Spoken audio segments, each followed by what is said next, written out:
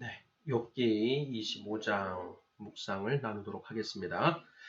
욥기 25장은 이제 빌닷의 세 번째 말로 굉장히 분량이 적습니다. 6절까지 있는데요. 먼저 본문 내용을 보도록 하겠습니다. 수아 사람 빌닷이 대답하여 이르되 하나님은 주권과 위엄을 가지셨고 높은 곳에서 화평을 베푸시느니라. 그의 군대를 어찌 계수할 수 있으랴? 그가 비추는 광명을 받지 않은 자가 누구냐? 그런즉 하나님 앞에서 사람이 어찌 의롭다 하며 여자에게서 난 자가 어찌 깨끗하다 하랴?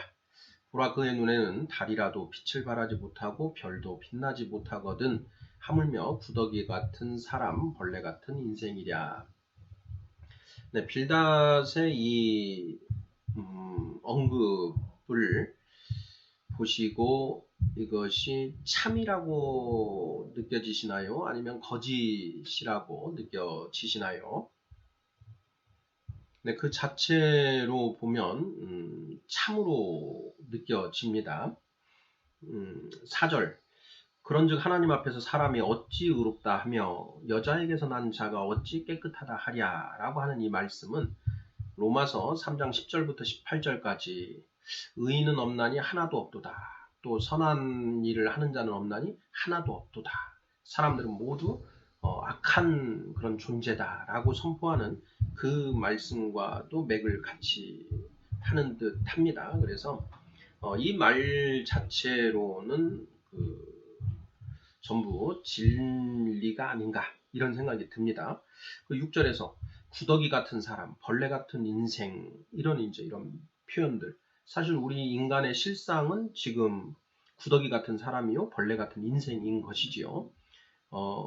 사도 바울 선생이 우리가 그 진흙 안에 질그릇 안에 존귀한 것을 가졌다 이렇게 이야기를 하는데요. 그 말씀은 우리 흙으로 빚어진 우리 인간 안에 하나님의 성령이 들어오심으로 그 성령님이 우리 안에 들어오셔서 우리가 귀한 존재가 되는 것이다. 그리고 그 귀한 것도 하나님의 성령이 귀한 것이지 나 자체는 아무것도 아니지 않느냐. 이런 이제 그 고백인 것이지요. 그러한 어떤 말씀들에 비추어 보면 빌닷의 이 세 번째 말은 굉장히 타당한 어떤 그런 말로 느껴집니다. 하지만 빌닷이 어떤 맥락에서 이 말을 하는가 하는 부분을 이제 또한 살펴보아야 합니다. 그리고 그 4절과 관련해서는 우리가 욥기 1장과 2장에서 하나님이 욥은 의인이며 완전한 사람이다 라고 하나님이 욥을 그렇게 평가하시지 않습니까? 그런 평가에 비추어 보면 이거는 또 좀 문제가 있지 않은가라는 그런 생각도 해볼 수가 있습니다. 그래서 결국 어떤 이 문장 자체만 놓고 보면 안 되고 빌닷이 하는 그 전체적인 빌닷의 그 이야기하고자 하는 그 맥락을 살펴서 그 말이 참된 것인지 거짓된 것인지를 이제 따져봐야 할 필요가 있는 듯합니다. 빌닷이 이제 세 번째 한 말이기 때문에 빌닷이 그 첫 번째, 두 번째로 한 말의 내용들을 같이 함께 맥락을 살펴서 이 세 번째 말을 평가를 해봐야 되는데요. 빌닷의 첫 번째 말은 이제 욥기 그 8장입니다. 욥기 8장을 살펴보면은 8장 3절에서 하나님이 어찌 정의를 굳게 하시겠으며 전능하신 이가 어찌 공의를 굳게 하시겠는가. 자, 이런 말을 하면서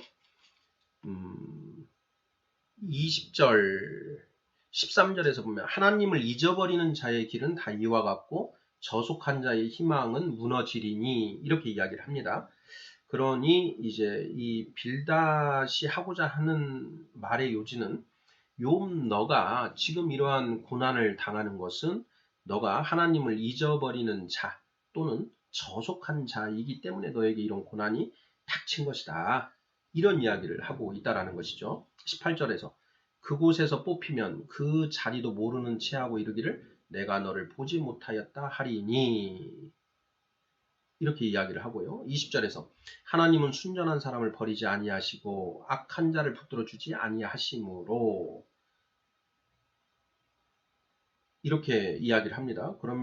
그런즉 빌닷의 이야기의 요지는 욥 너가 이러한 시련을 겪는 것은 너가 뭔가 잘못을 행하였고 네가 의롭지 못한 사람이기 때문이다. 이런 비난을 품고 있다라는 것이죠. 빌닷의 두 번째 말은 이제 18장인데요. 그것도 한번 살펴보겠습니다. 5절에서 18장 5절을 보면 악인의 빛은 꺼지고 그의 불꽃은 빛나지 않을 것이요.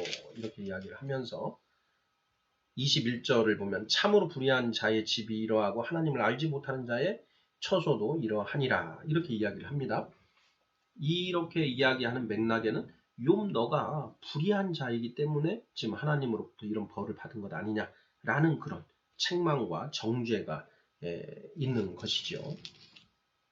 25장의 이 빌닷의 세 번째 말도 역시 같은 그런 맥락입니다. 네가 자꾸 너는 의롭다라고 얘기를 하는데 어찌 하나님 앞에 의로운 사람이 있으며 여자에게서 난 자가 어찌 깨끗하겠느냐. 그걸 너도 잘못이 분명히 있는 것이다.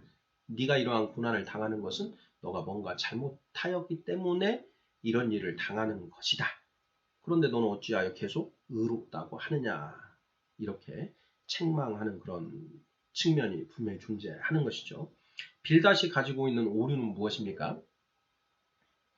빌닷은 인간이 이 세상에서 선하게 살면 이 세상에서 복을 받고 악하게 살면 이 세상에서 반드시 그 저주, 벌을 받는다라고 하는 그런 그 세계관을 가지고 있는 것이죠. 그런데 실질은 우리가 성경을 통해서 알 수 있는 그런 실질은 우리의 이 세상에서의 삶이 끝난 다음에 하나님의 심판이 이루어진다라는 것입니다. 이 세상에서 하나님의 심판이 이루어지는 것이 아니고 우리의 인생, 우리의 육신의 삶이 끝이 난 다음에 하나님의 심판이 이루어지는 것이다. 그래서 이 세상에서 우리가 어떤 고난, 시련, 잘 살고 못 살고 하는 것, 그거 자체는 하나님의 어떠한 심판, 그리고 그 상벌도 아니다라는 것. 이것을 오해하고 있는 부분이 빌닷의 잘못이라는 것입니다.